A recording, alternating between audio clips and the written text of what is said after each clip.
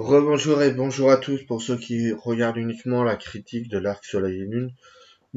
J'ai décidé de comment la critique se fonctionnera. Tout d'abord, la vidéo sera en deux parties. La première, l'arc Soleil et Lune, sa critique, sa conclusion, son histoire, etc. Tandis qu'après, on va passer à l'arc épée et bouclier, même si c'est le cycle 7 gardera son nom normal.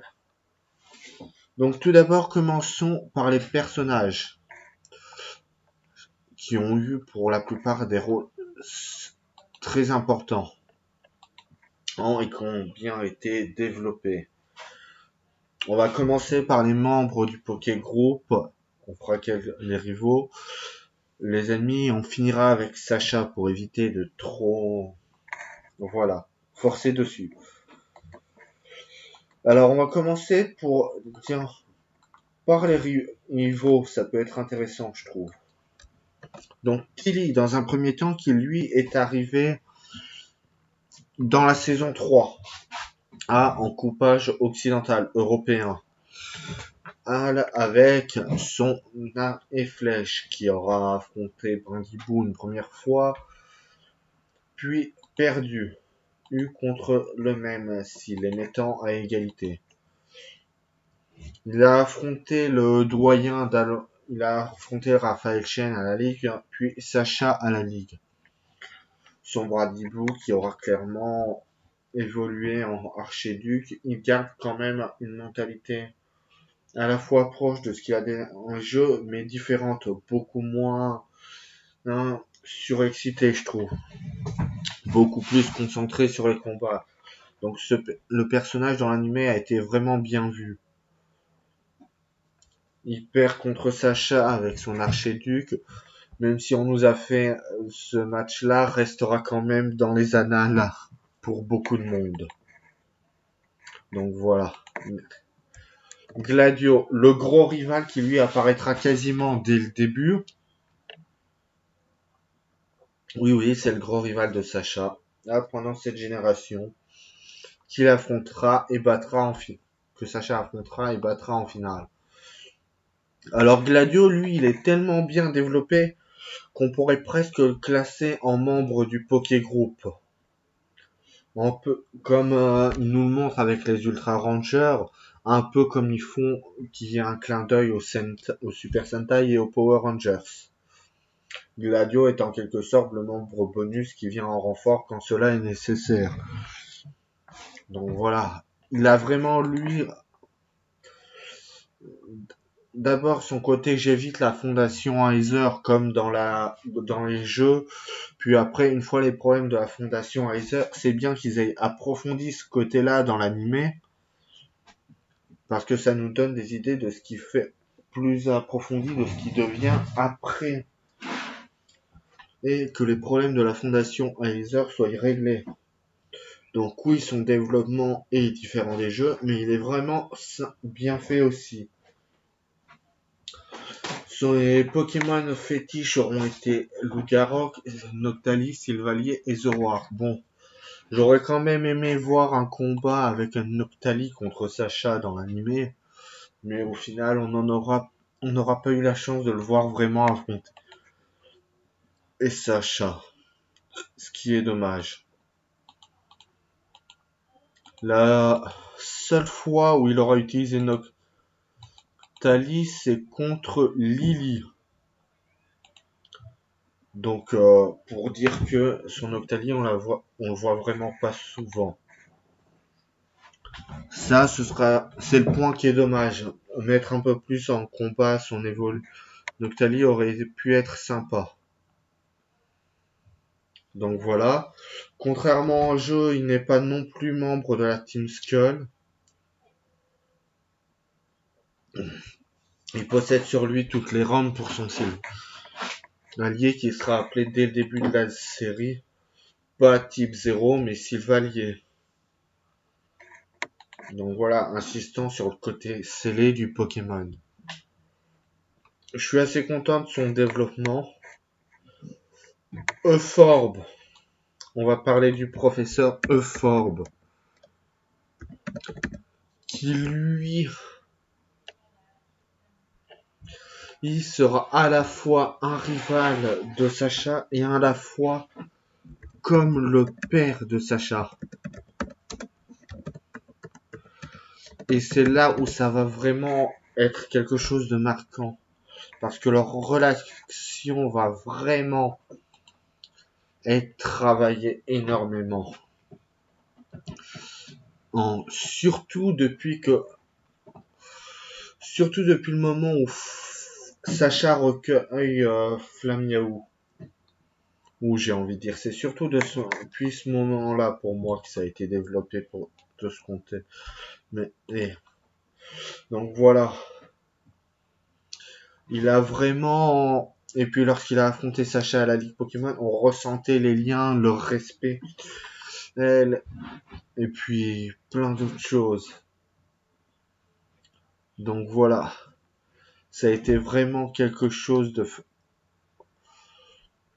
de fantastique. Alors il aura affronté ses combats. Bon bah sa seule défaite dans l'animé. Enfin ses seules défaites dans l'animé seront contre Sacha. La première quand il était enfant et la seconde à la ligue en mode je me présente comme dans les jeux, sauf que là c'était un match amical. Même s'il venait en match amical, on avait vraiment l'atmosphère d'une défense de titre. Donc ça a été vraiment bien mis en avant. Et puis le combat a été fantastique. Bon, certains de ces Pokémon, ça aurait été bien de les montrer, de les approfondir un peu plus, comme son Pargoléon ou son Florizard, voire même son Lucario, parce que c'est dommage. Et puis ils auraient pu nous dévoiler quand même ce fameux 6e Pokémon qu'on nous a pas montré à la ligue juste après pour savoir qui c'était. Il est Alors, je vois qu'il est beaucoup comparé à Jérémy de Pokémon X et Y. Oui, on peut voir un lien entre les deux. Par exemple, la double identité Euphorbe Royal Mask, le Felinferno et le Brazegali. Et ils sont tous les deux très proches du Pokégroupe. Pour ceux qui ne se rappellent pas de Jérémy, dans l'anime Pokémon, Jérémy c'est le père de Clem et Lem qui sera en mode super-héros, qui sera un peu le super-héros. Donc voilà, j'espère qu'on pourra le revoir. Et pour marquer le lien avec Sacha, celui-ci n'hésitera pas à laisser ses Pokémon au professeur Euphorbe pour montrer que pour Sacha, le professeur Euphorbe est tout aussi important que le professeur Chêne. Là, on peut clairement dire que le professeur Euphorbe a vraiment touché et mis une place dans le cœur des fans. On va à présent passer aux antagonistes, enfin aux méchants, même si c'est un peu plus compliqué. Ça, Elsa Miné. Alors, elle aura été méchante sans vraiment être méchante, vu que c'était son Sobone qu'il a entièrement manipulé dans l'animé. Et oui, autant dans les jeux, on lui met l'excuse du poison de Zéroïde qui était la cause de sa folie, autant là on voit son côté fan des ultra chimères qui est exploité, manipulé par Sobone au point de faire des expériences dont ou des trucs qu'elle n'est même pas au courant, montrant que le véritable antagoniste principal de cette génération, c'est ni Guzma ni elle. Par ailleurs, Sobone, lui, qui sera un pseudo-ennemi aussi dans cet arc Soleil et Lune, qui va être un ennemi. Toutefois, il va se faire calme une fois que l'Usaminé va être redevenu normal, qu'elle va être au courant de ses plans. Lui, dans l'animé, il se calme, le Sobone. Ce qui peut être intéressant, ça aurait été, en gros, on a un Sobone, lui, dans l'animé, qui reste plutôt qui a été malveillant, mais qui reste quand même du bon côté, et qui cherchait en plus à faire très plaisir à Lucaminé, à croire qu'il était amoureux d'elle. Bref. Lucaminé reste quand même très à la recherche a fait son deuil de son mari, Maune, tandis que ses enfants, eux, le rechercheront sans arrêt. Donc voilà. C'est elle qui va être à l'origine des Ultra Gardiens pour ramener en sécurité dans leur monde les Ultra Chimères, et comme on l'a vu dans le dernier épisode, elle n'hésitera pas à accompagner Gladio et Lily à la recherche de son mari. Donc son évolution est plutôt sympathique. Ces Pokémon, ça aurait été sympa de les revoir, donc oui. C'était sympa. Ça aurait été sympa de plus les approfondir. On a vu Melodette une fois, 2 fois, après on l'a vu régulièrement, mais ces autres Pokémon, non. Donc voilà. Alors ensuite, on passe à Guzma, qui lui sera vraiment plus méchant que dans les jeux, et beaucoup moins clown. Il garde cependant à peu près la même mentalité que dans les jeux. Mais bon, ça va, c'est pas très grave. Ce côté je suis supérieur qu'invincible, empereur de la destruction, on le voit beaucoup plus sérieux dans le jeu, et ça c'est vraiment un plus pour ce personnage. Bon, il aurait mérité quand même d'être un peu plus approfondi que ça. Parce que par exemple, quand Celebi nous envoie Sacha dans le passé, nous dire que nous présenter le début de rivalité entre Euphorbe et Guzma dans un second épisode aurait pu être sympathique. Donc voilà. Guzma qui au final ne voit pas la Team Skull comme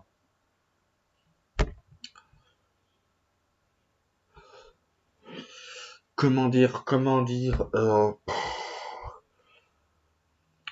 si, ça y est. Guzman ne voit pas la Team Skull comme de simples esclaves ou autres, à la différence des autres organisations, mais vraiment comme une famille. Et c'est le combat contre Sacha qui va vraiment lui ouvrir encore plus les yeux, qui va faire en sorte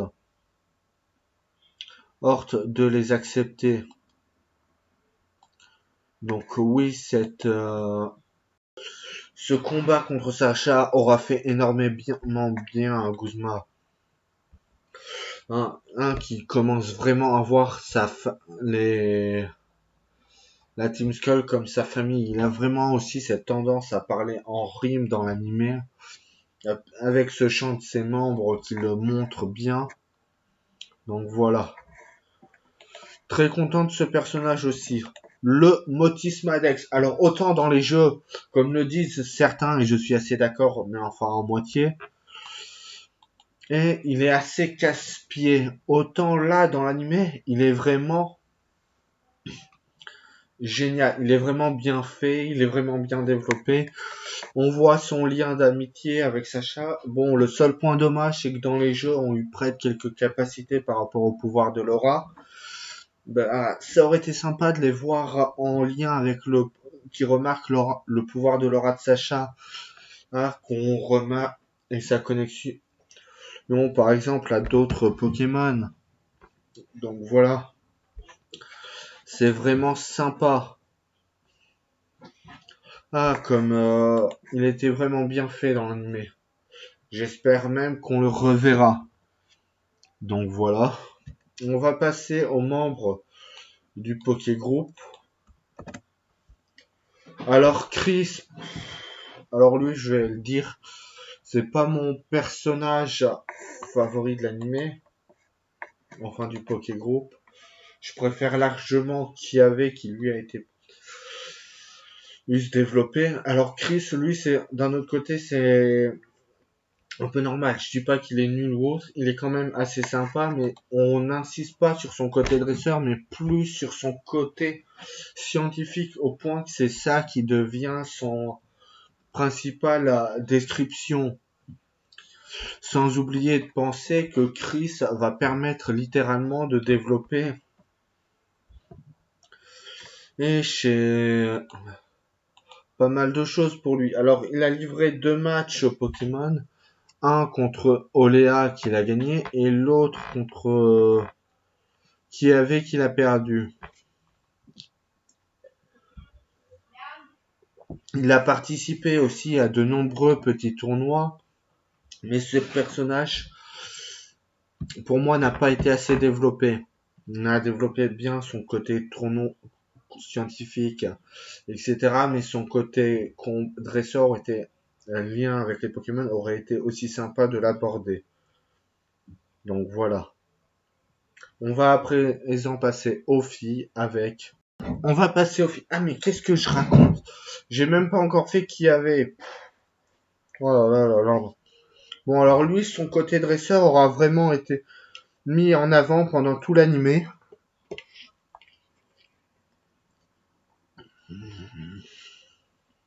Ce qui le rend d'autant plus important. Désolé, je mange en même temps, j'ai faim. Ça va faire depuis ce matin que je suis sur la vidéo. Donc voilà. Il a affronté Pierre, contre qui il a perdu. Solane, contre qui il a perdu. Contre Margie, contre qui il a gagné. Contre Chris, qu'il a battu. Contre Gladio, qu'il a perdu. Et contre Sacha, qui a perdu. Alors les seuls matchs qu'il a gagnés, et c'est dommage parce que voilà, son potentiel n'a pas été tiré à fond. Et en plus,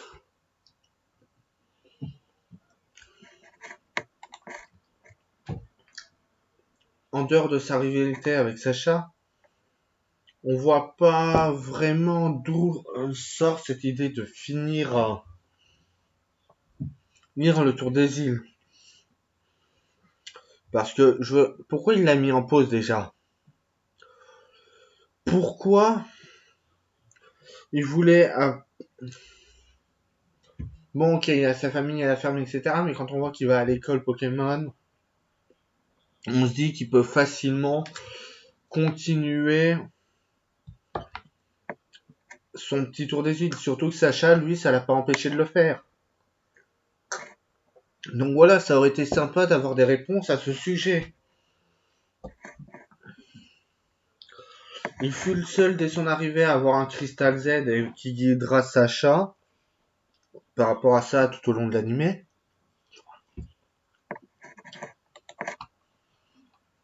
Ce qui fait de lui, en plus d'être un moteur, un rival. On va à présent passer à Nephi, qui elle sera la rivale féminine et la membre du Poké Group de cette génération. Dommage que son côté dresseuse n'ait pas été aussi développé, voire qu'elle n'ait pas été développée plus que ça, parce qu'elle a vraiment un énorme potentiel. En plus, elle s'est liée d'amitié à plein de Pokémon, etc. Le seul match contre elle, pour moi, elle est à peu près du même niveau que Sacha qui avait. On ressent quand même un grand côté discret, mais ça aurait été bien de l'approfondir un peu plus. Donc voilà, elle aura pas de Pokémon de départ comparé à Flora, Aurore ou Serena. C'est la troisième à avoir attrapé un Evoli après Flora et Serena. Elle a que deux. Oh, c'est la seule fille du Pokégroupe d'Alola à avoir 2 Pokémon dans son équipe. Au final. Parce que Lily c'est Goopix, Barbara c'est son Pokémon plante. Mince, comment il s'appelle? Crotte de biquette affamée. Sucrène. Donc voilà. Elle a quand même. On montre bien qu'elle a un côté dresseur. Dommage de ne pas l'avoir approfondi un peu plus.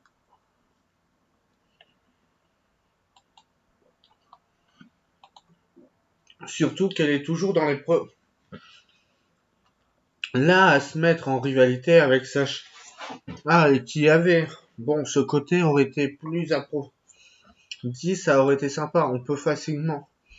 Elle et qui avait, c'est comme Zoro et Sanji dans One Piece, Goku et Vegeta dans Dragon Ball, etc. Sauf que c'est plus amical. Donc voilà, c'est vraiment superbe.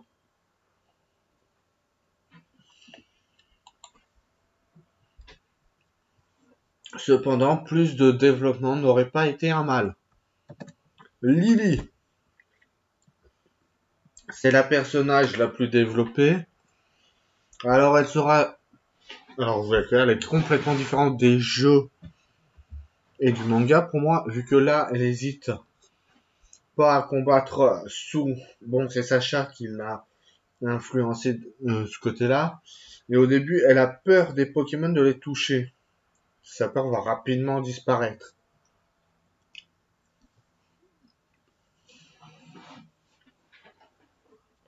Enfin, rapidement, c'est à la fin de la saison. Donc ça va disparaître. Le seul match Pokémon qu'elle a fait, ce sera contre son frère Gladio. Bon, d'autres matchs auraient pu être sympas. Mais bon, voilà. Elle a été... Comment dire? Elle a eu son... Elle s'est développée différemment des jeux. Ce qui est bien, mais d'un autre côté, faire un peu plus de rapprochement avec les jeux aurait été sympa. Elle a cependant le rôle principal pour... on peut dire que c'est la Pokéball Girl principale de la génération. Non, sans trop se fourvoyer. Donc voilà. Bon, cependant, comme je l'ai dit, un peu plus de développement, elle aussi un peu plus de développement, ça aurait été mais pas mal. Mais bon, voilà. Elle a été assez bien développée. Bon, j'espère qu'on aura de nouvelles d'elle dans les prochaines saisons. Non, pareil que pour d'autres membres des Pokéball Girls qui semblent assez passés à l'oubli, comme Serena. Ah, voir. Bon, je m'en fais pas trop de si on risque de la revoir. On passe à Barbara. Alors là, côté passé, c'est elle qui a vraiment été développée. On parle énormément de son amitié avec Nephi et ce personnage et ses liens avec sa mort. C'est vraiment le personnage qui a été le plus travaillé émotionnellement, humainement parlant. Donc voilà, on le voit quand elle revoit sa mère qui est morte dans l'arc des îles et qu'on la voit en flashback. Cet arc a été vraiment magnifique lui aussi. Elle se rend compte de tout ce qu'elle voit là. C'est la cuisinière aussi du Poké Group. Et là, elle veut développer ce côté cuisine pour plus tard. Le seul match qu'elle aura vraiment fait, ce sera contre Nephi, contre qui elle perdra. Bon, un peu plus de matchs, ça aurait pu être sympa. Donc voilà. Elle a gagné le festival de pain d'Alola. Bon, dans le petit festival de cuisine du même style aurait pu être sympathique. Et qu'elle aidait à se développer davantage. C'est aussi la première fille du Poké Group à avoir une personne de sa famille décédée, voire du Poké Group tout court. Voire la seule membre du Poké Group tout court, j'ai envie de dire. Donc voilà. Elle était vraiment vite. Elle a bien été développée par rapport aux deux autres filles. Son Sucrène, qui a été un Candine et un Croquine, a évolué rapidement. Ce qui était sympa.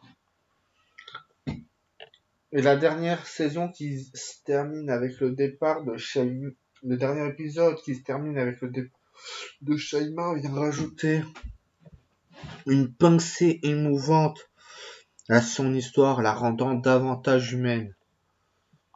Il n'y a pas à dire, c'est vraiment la plus humaine du personnage. On va passer à présent à notre cher personnage principal, tout arc confondu, qui n'est nul autre que Sacha Ketchum. Alors, son développement à lui, ça fait très longtemps. Enfin, non, pas si longtemps que ça, vu que dans l'arc XY, on a développé son passé. Mais côté caractère au niveau présent, ça fait vraiment un long moment qu'il n'a pas été autant développé. Si je devais faire le classement des cycles où il a été le plus développé, il y a 3 cycles pour moi qui vont ressortir. Kanto, vu que c'est là où on le découvre et on voit comment il évolue. Kalos, vu qu'on découvre son passé. Soleil-Lune, vu que là, on le développe vraiment. Johto, et Sino à égalité. Unis, malgré les apparences, il a quand même été pas mal développé. Même si c'est... Oui, je confirme, dans Unis, il a été développé. Mais là, c'est surtout son côté sérieux à Unis, malgré les trucs d'humour qu'il a été développé. Donc voilà, là, il a été encore... On a un mélange de tout ça, sauf de la partie passée où ça aurait été sympa d'en apprendre. Rajouter une petite couche de ce côté-là pour dire que, surtout que dans l'animé, on nous parle dans l'épisode 2 de son père, voire de son grand-père paternel. De ce fait, par exemple, sa relation avec Ford, on aurait pu avoir des flashbacks par rapport à son père, le développant encore plus. Ça aurait été sympathique. Quand on revoit les membres du premier Poké Group, là, Ondine et Pierre, ça aurait pu être sympa, quitte à faire un regroupement de la première série, refaire apparaître Régis, qui aurait pu aider pendant 2-3 épisodes, qui avait une fille à être développée. Donc voilà, Sacha, sur ce coup-là, c'est le moment où il a été le plus développé. Mais en même temps, il manquait quelques trucs. Autre chose, la Ligue Orange, dans l'animé, là, lui, on ressent son côté qu'il a gagné la Ligue Orange, mais ça, c'est plus grâce aux effets de musique, etc. La Soleil et Lune qui se termine par, en gros, un retour à son rêve d'origine. Son rêve d'origine, c'était de devenir le plus grand maître Pokémon de tous les temps. Bon, là, avant de passer à tous les temps, il fait une petite marche pour passer au plus grand maître Pokémon du monde. Là, il va avoir du travail. Et on voit qu'il va encore être développé encore un peu. Avec Unis, Alola, il y a vraiment un break. Alola conclut. Si on devait classer Pokémon en trilogie ou en quadrilogie, parce que vu les premières annonces qu'on a sur Épée et Bouclier, on pourrait facilement les mettre dans la même appareil. Et on voit que Unis, Kalos, Alola, et sans doute là, Galar, qui va pas tarder à commencer, forment un tout, ça se complète bien. Et puis, on remarque ce break se ressent vraiment du fait que Sacha laisse ses Pokémon non pas au professeur Chen, mais à Euphorbe. Donc voilà, ça a été vraiment sympathique.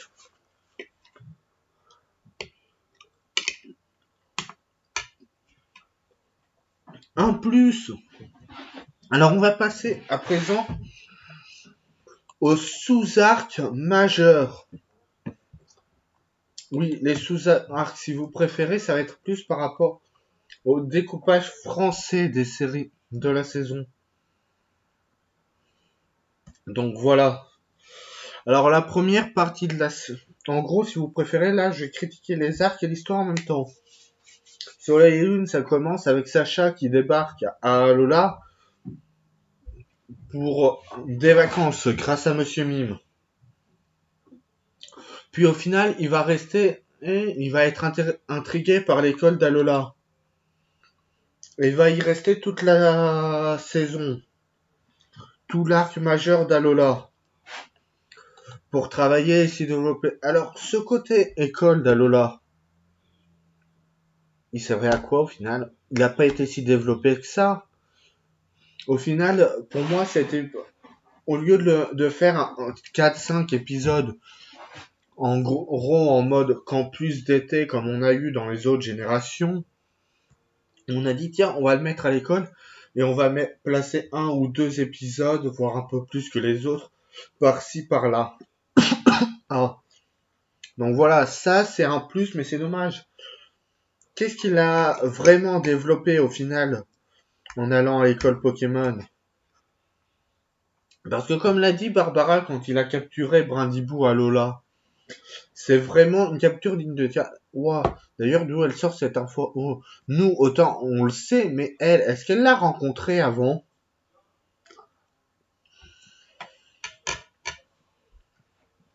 Donc voilà. Lorsque Flamiaou va commencer à apparaître, ça va vraiment être le début de l'arc Soleil et Lune. Enfin, c'est surtout la mort de Mastou qui va vraiment changer la donne pour Soleil et Lune, qui va passer aux choses sérieuses. Donc voilà, à partir de là, ça va partir vraiment. Tous les personnages vont être un peu développés, à série de 4-5 épisodes, tous les X épisodes. Donc, c'était sympa. On a plein de développements dans cette série, mais certains ne sont pas assez développés. Finir la saison avec l'affrontement contre la Sionné, c'était super cool. Bon, comme on pouvait s'y attendre, il n'y avait pas les sbires comme dans les jeux. Mais bon, est-ce qu'à l'heure actuelle, Sacha est capable d'aller affronter une organisation maléfique? Oui, tout seul ou avec le Pokégroupe? Alors pour le moment, j'ai envie de dire qu'on laisse ça de côté pour l'instant. Tiens, j'avais oublié Jessie et Jeff. Bon, je ferai une parenthèse sur après. Donc voilà. Je pense qu'il a pas encore le niveau pour aller se défier une organisation maléfique comme la Team Rocket. Bon, ça va arriver parce que le temps que la Team Rocket ne sera pas dissoute dans l'anime ou rejoindra sort de dissolution, vous pouvez vous dire tout de suite que ça quittera pas l'anime. Donc voilà. Après, dans la seconde saison, on va passer aux Ultra Chimères qui débarquent et à l'apparition de Royal Mask, vraiment. L'épisode sur Quatermark aura été complètement censuré, ce qui est bien dommage. Parce que au final, cet épisode était vraiment sympa. On va travailler les différents sports possibles avec les Pokémon, mais un peu plus de sport aurait été sympa.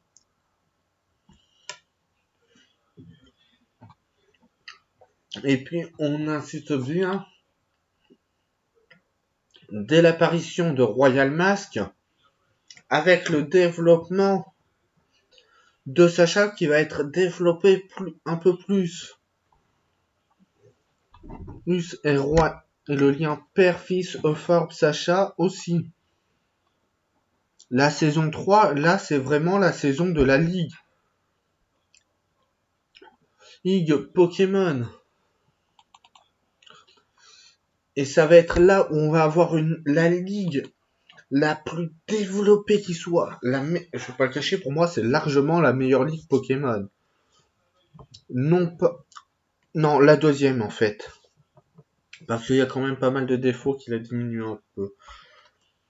Mon classement des ligues, ça va être celle de Kalos. Même si là, on saute. C'était vraiment en 6. Toutes les ligues avant celle-là étaient en 6 épisodes. Là, on a vraiment fait un break et ils ont voulu tester. Et en plus, ils ont profité d'une Battle Royale. Par contre, les indications, ils ont un peu trop laissé. Ils se ont profité que les fans se disent que les scénarios qui vont nous troller pour nous glisser des indices à droite à gauche sur le fait que Sacha gagnerait la Ligue Pokémon. Bon, ça c'était sympa, mais il faut les voir. Quel indice vous allez me dire? Le 151 lors de la Battle Royale, ça fait littéralement allusion aux 150 premiers Pokémon plus le 1 qui a été découvert plus tard. Et là, on peut traduire pour Alola les 150 dresseurs d'Alola plus 1 en allusion à Sacha. La musique Type World qu'ils avaient mis pour la victoire de Sacha à la Ligue Orange et qui ne réapparaît pas si souvent que ça. Là, j'ai envie de dire, c'est le symbole de victoire de Sacha à la Ligue Pokémon maintenant. Donc si on l'entend, on est sûr de le voir gagner la Ligue. Après, ils peuvent toujours décider de nous tromper par rapport à ça. Donc voilà, il y a eu plein d'indices. Et puis, s'ils avaient voulu vraiment nous mettre un doute sur la victoire de Sacha, ils auraient dû faire participer Euform, enfin Royal Max, directement dans la Ligue et éviter la finale Sacha contre Gladio. Gladio qui n'a jamais battu. Donc ça paraissait, alors qu'il est apparu dès le début, donc ça paraissait assez logique qu'ils finissent par le battre. Mettre une victoire avant la ligue de Sacha contre Gladio aurait semé un peu plus le doute. Bon, ils ont quand même bien réussi le coup en mettant l'affrontement en Guzma avec Guzma en demi-finale parce que ça met quand même un léger doute sur la finale. Mais voilà quoi, cette ligue, il y avait encore du développement possible. Alors, pour moi, ce qui va être dommage, c'est la ligue d'Alola. Ce qui va être dommage, c'est ne pas avoir revu par exemple d'autres membres du Poké Group que Pierre et Ondine. Surtout que là, Sacha était à l'arrêt. Par contre, là, on ressent la différence de niveau avec les autres séries. Soleil et Lune sera le niveau où notre héros aura le plus progressé, ce sera le plus entraîné. D'un autre côté, quand on a le voyage en moins à faire, ça facilite un peu la tâche. Donc voilà.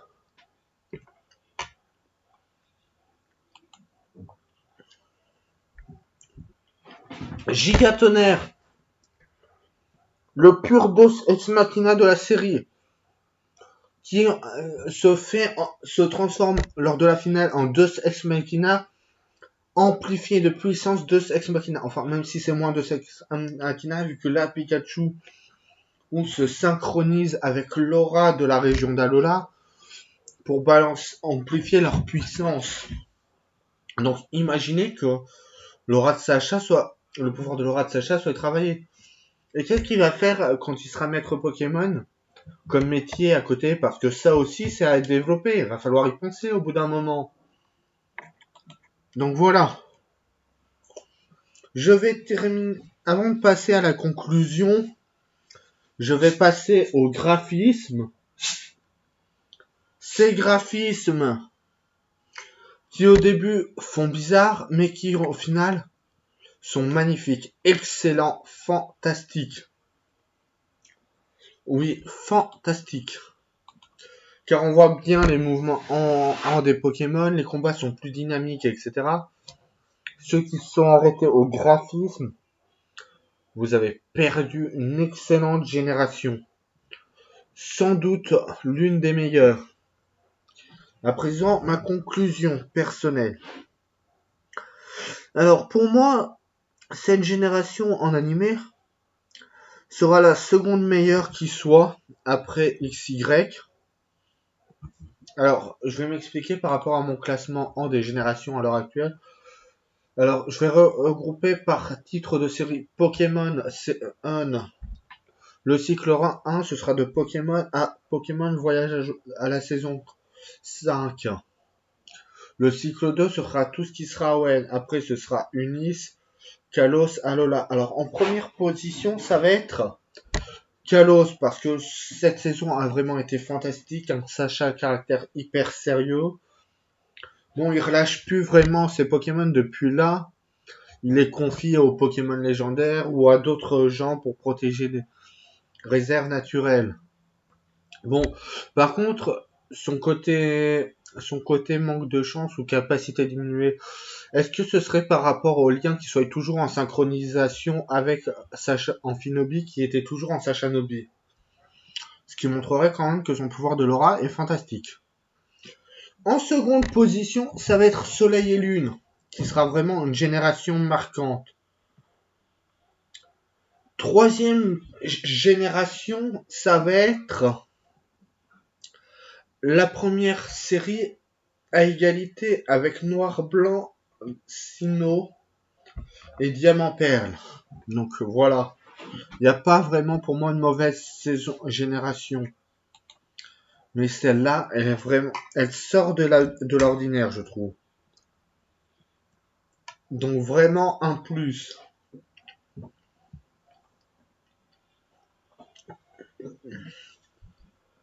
Le défaut majeur de cet arc, c'est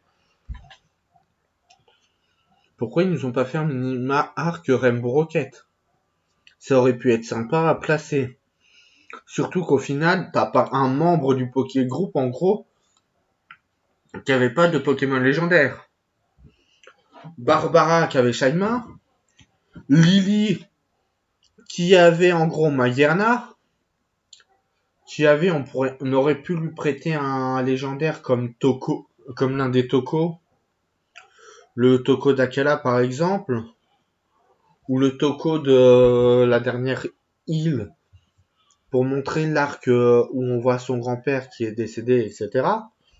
Nephi, on peut dire vu que c'est vraiment lié à Kyogre, voilà. Chris, bon, c'est le plus dur à trouver, mais bon, je suppose que s'ils avaient voulu, ils auraient pu en trouver un. Et là, on aurait pu avoir une belle bataille contre la Rainbow Rocket. Et Sacha qui, lui, se prend lors de cette génération littéralement 3 Pokémon légendaires. Oui, je considère les Ultra Chimères et les Fabuleux comme des légendaires. Bref, ça, c'est mon problème. Pour rappel, il a eu Méthane, il a eu Solgaleo. Et en plus, on peut rajouter Mondrian, c'est lui le dernier. Non mais vous vous rendez compte? C'est quand même un comble. Niveau haut, capacité de... Et là, il y avait quoi faire un affrontement avec la Rainbow Rocket. La Team Rocket, eux, qui se développe de plus en plus vers les gentils, ça se sent, ça s'est vraiment senti lors de cette génération. Voir que limite, t'as envie de dire que depuis Kalos, ils ont à peu près trahi la Team Rocket. Mais bon, voilà. Il se, il se dirige de plus en plus vers la le Pokégroup. Il y a des moments où on pourrait presque dire qu'ils font semi-partie du Pokégroup. Donc voilà, eux aussi, ils ont bien été développés. Miaous, à la mort de Mastouf, qui n'hésite pas à aller voir Sacha pour lui demander, le supplier ou lui demander de bien s'occuper de Flamiaou, c'en est une des preuves. On voit que ces trois As sont vraiment bons. Donc voilà, il n'y a pas grand chose à dire à leur sujet. Passons à présent au potentiel de épée et bouclier. Déjà, je vais vous donner les premiers titres qu'on connaît. Et il y en a deux. Le premier se nomme Pikachu est né. Alors là, cet épisode, on voit, ça va être littéralement la naissance de Pikachu qui va être développé.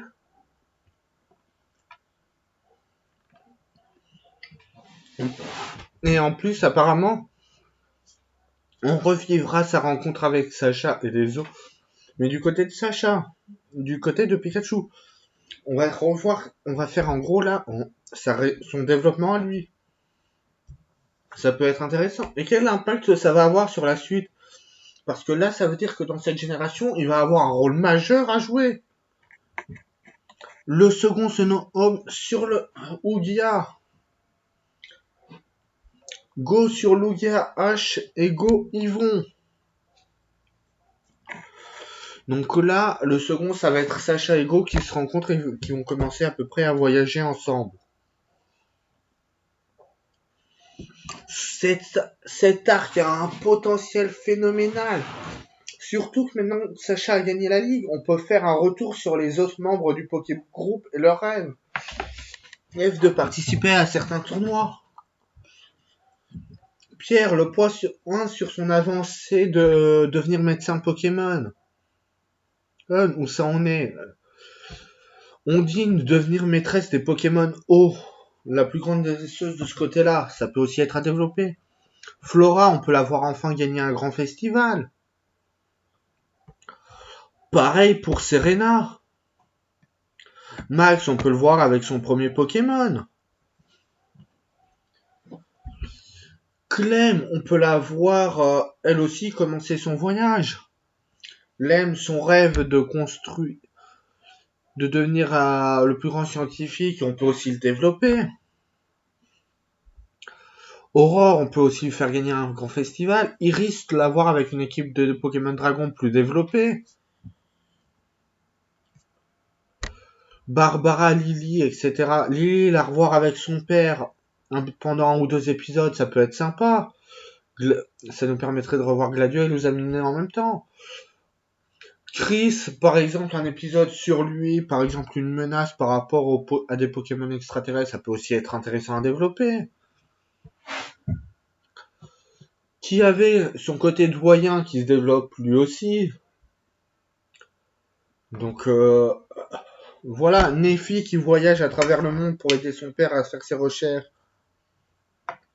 Là aussi, ça peut être intéressant. Les vieux Pokémon que Sacha a relâchés. Il a vraiment relâché. Il a dit qu'il viendrait chercher plus tard. Comme Roucarnage. On pourrait peut-être les revoir. Ça peut être sympa. Un retour de l'eau-classe, par exemple aussi. Il y a un immense potentiel pour cet arc. Pour cette génération. En plus, les graphismes, on a un effet 3D qui ressort un peu. Bon, je pense que ça va être allusion à... Ça va être plus pour les Dynamax, Gigamax. En plus, là, c'est un voyage autour du monde. L'animé commence depuis quelques générations à s'écarter tout en restant synchronisé avec les jeux. Donc, on peut revoir les méga évolutions. Sacha qui récupère un méga anneau et se prend une vraie méga évolution. Surtout que là, dans Soleil et Lune, il part en gardant son bracelet Z, donc rien ne l'empêche de le réutiliser. Et Pikachu, comment il peut être développé lui aussi? Si on commence par ça. Donc voilà, ça veut dire qu'il y a un truc. Sans parler de Mew. Bah oui, Mew, on le voit jamais. Et là, il va être quasiment en centre de l'animé.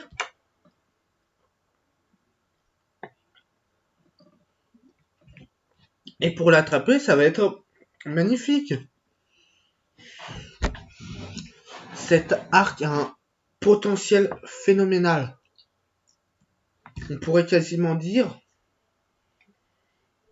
que c'est THE Arc à suivre. Tous ceux qui ont au moins suivi une génération doivent se le regarder. Il a un potentiel phénoménal. Donc voilà. Je vais pas parler des bêtises que je vois avec le professeur Sakuragi et Koharu vu qu'on nous les synchronise avec le fou de Full Metal Alchemist et sa chimère qu'il a fait à partir de sa fille et de son chien. Parce que ça, c'est stupide. Donc, elle, ça serait bien de le développer. Bon, Go, il faudrait bien qu'il nous explique à un moment, c'est un garçon ou une fille. Ça serait bien aussi. Donc voilà. Et là, on peut nous faire là, ce sera un développement. Si c'est un garçon, ils peuvent nous faire un développement à la Sword Art Online. Ah, il y a l'acquisition avec Egeo et Kirito en mode amitié. Et si c'est une fille, ça les empêche pas de fraterniser aussi. Donc voilà, il y a vraiment un énorme potentiel. Bon, je vous remercie d'avoir regardé ma vidéo et je vous dis à bientôt et à la prochaine. Enfin là, vous allez avoir les génériques FR en multi-animé manga. Au revoir.